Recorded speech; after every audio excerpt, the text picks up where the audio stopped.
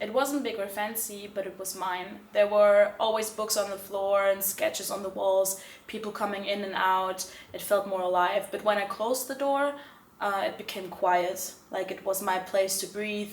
After a long day full of discussions and noise, that's where I figured out what I actually thought. No, not really. You'd go back to your room thinking about a question someone asked in the morning, and then someone would knock on your door, and suddenly you were debating someone about music or topics, and yeah, it never really stopped. For example, letters from home, books I still wanted to read, or sketches, but mostly like unfinished things, like half written poems or incomplete drawings of mine. There was always something fun or artsy to work on. I would say you couldn't really hide behind your role. Like, professors were just people at dinner, artists doubted themselves, or mathematicians laughed at bad jokes. Like, living together made everything or made everyone feel really equal. No, not really. It was really loud and messy and chaotic, but that's where our ideas collided.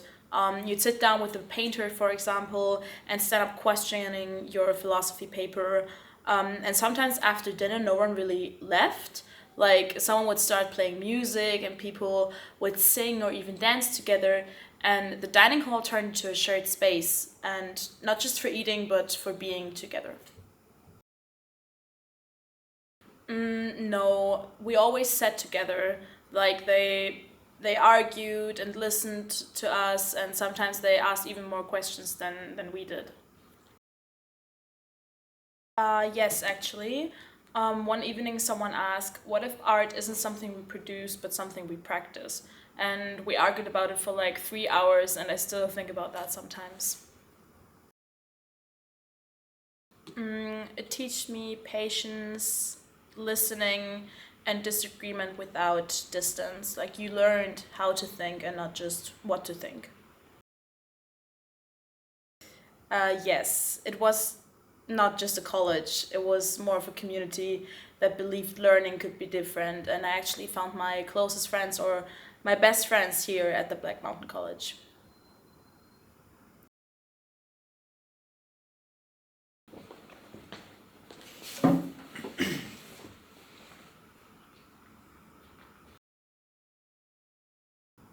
Farming means connection and awareness. For example, when I work within it, I feel connected to something bigger than myself.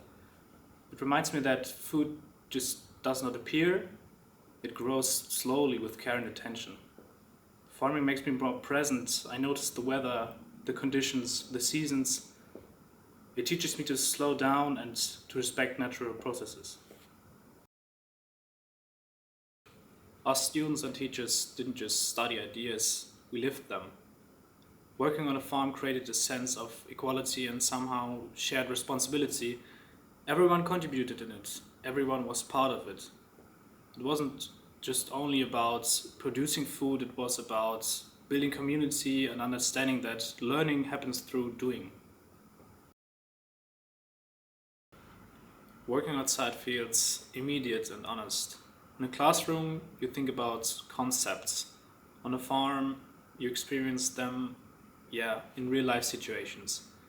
You feel the soil in your hands, the sun in your skin, the wind changing in your hair during the day. It feels physical and sometimes challenging, but it's also very grounding. You see direct results from your efforts, and that feels meaningful. Farming teaches you patience in a real way.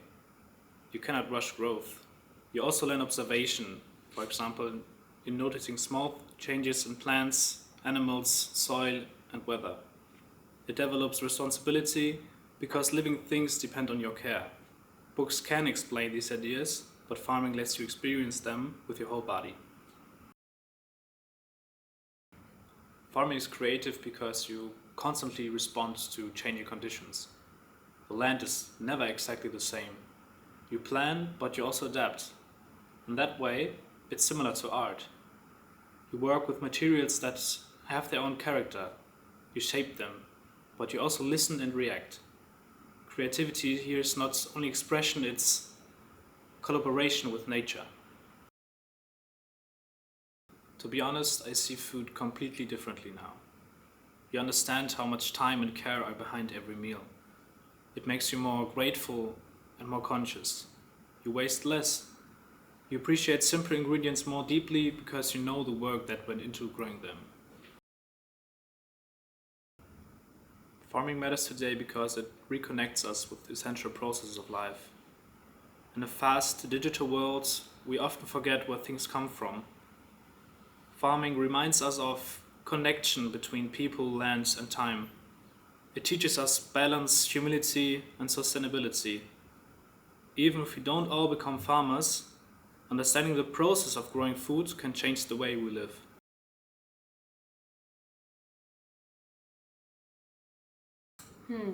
For me, it didn't feel like a traditional lesson.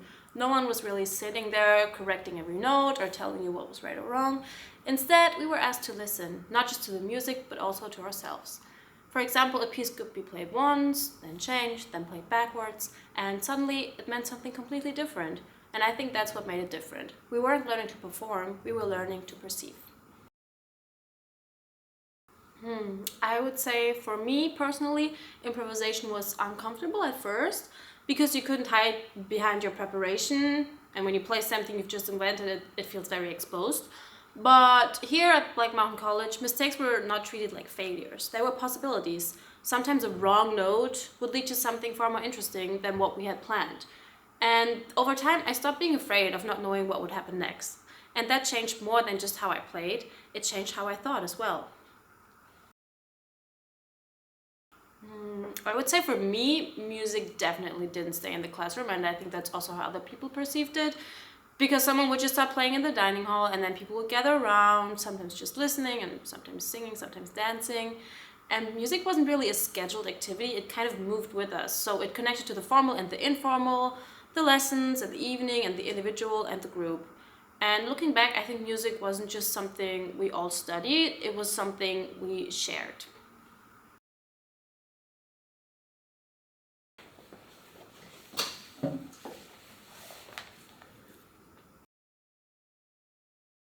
Learning with my hand means that I do not only think about something in my head. My whole body becomes a part of the learning process, and that helps me to understand it more deeply.